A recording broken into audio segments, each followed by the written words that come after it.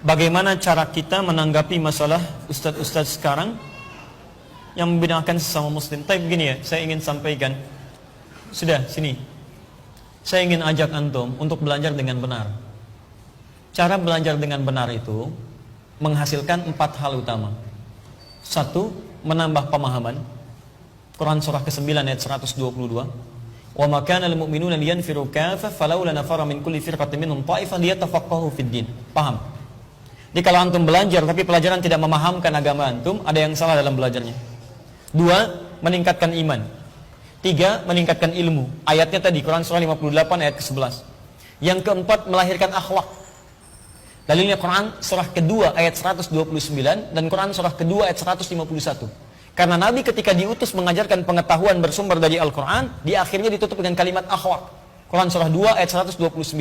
Rabbana wab'ats fihim rasulan minhum yatslu alaihim ayatika wa yu'allimuhumul kitaba wal hikmah wa yuzakkihim. Yuzakkihim itu akhlak, menghilangkan yang kotor dalam jiwa. Jadi itu doa Nabi Ibrahim, Nabi Ismail dikabulkan oleh Allah.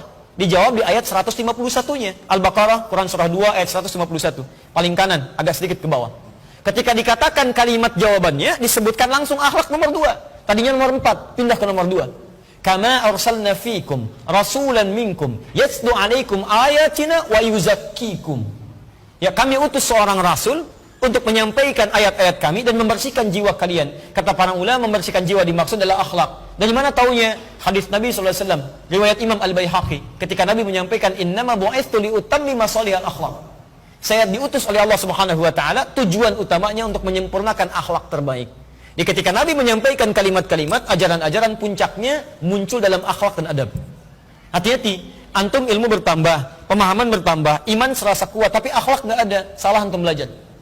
Coba cek, dulu orang jahiliyah kasar luar biasa, suka mencela, suka memukul, suka membunuh, pelitnya luar biasa. Maaf, ketika belajar dengan Nabi, kasar jadi lembut, mencela jadi mencintai, pukul jadi merangkul, yang pelit jadi orang paling luar biasa baiknya dan bisa berbagi dalam kebaikan.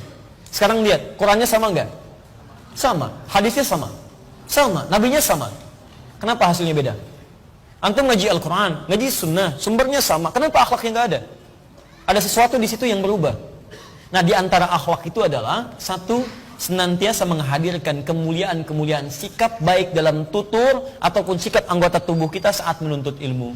Sikap ini dibagi 2. Jika antum murid, maka sikap baik antum terhadap guru dan sesama murid. Jika antum guru, maka akhlak antum pun sesama guru dan kepada murid. Maka dari itu ketika para ulama membuat kitab tentang akhlak dalam belajar, akan menyebutkan 2 hal ini. Cari kitab namanya At-Tibyan fi Adab Hamalatil Quran, karangan Imam An-Nawawi. Kalau versi bahasa Arabnya 183 halaman. Versi bahasa Indonesianya terbitan Al-Qawam, warnanya putih, ada 214 halaman. Antum pelajari itu, bab pertamanya adalah tentang adab. Bagaimana adab mengajar, bagaimana adab belajar. Di situ beliau mengajarkan kalau jadi guru begini adabnya, kalau jadi murid begini adabnya. Di antara adab dalam menuntut ilmu itu adalah 1, antum harus bersikap husnudzon kepada sesama, kepada guru, kepada teman-teman dan lain sebagainya. Jadi kalau misalnya ada orang-orang, misal, mohon maaf ya, misal ada seorang guru misalnya kepleset, salah bicara, atau ada kalimat yang kurang baik, antum tinggalkan yang tidak baik ya. Tapi bukan berarti ketidakbaikan itu kemudian menepikan seluruh kebaikan-kebaikan yang lainnya. Jadi kalau antum sudah antipati terhadap seseorang, antum tidak akan mengambil ilmunya. Padahal yang lain itu belum tentu ada keburukan di dalamnya.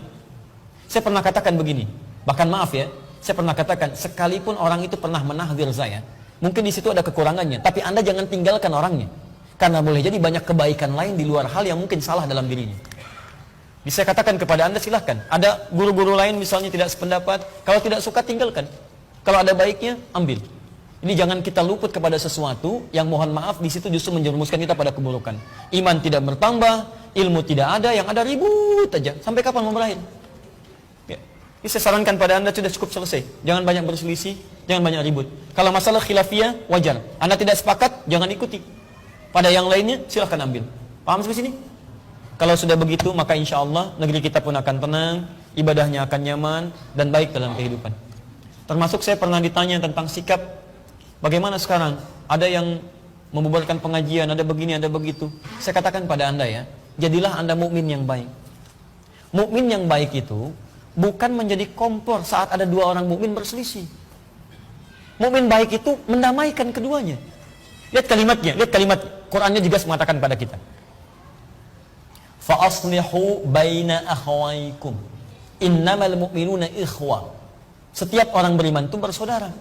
Ini yang dibubarkan mukmin, yang membubarkan mukmin, dua-duanya punya masalah. Kalau kita ingin masuk ke dalamnya, maka kita mendamaikan. Kalau tidak bisa mendamaikan, jangan mengkompori. Ini yang satu mencela yang ini, yang satu mencela yang ini. Satu bikin klarifikasi menyudutkan yang ini menyudutkan yang ini. Kapan selesainya?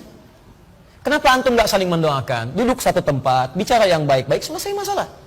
Daripada satu dua tidak pernah selesai dan selalu nanti seperti itu. Mulai sekarang tepikan yang tidak baik, ambil yang baik-baiknya. Dari manapun kemudian aliran itu ada, sepanjang dibenarkan oleh agama, masuk Ahlus Sunnah, ada kebaikannya ambil, tidak sepakat tinggalkan, dan selesai masalah kita. Jelas di sini? Alhamdulillah.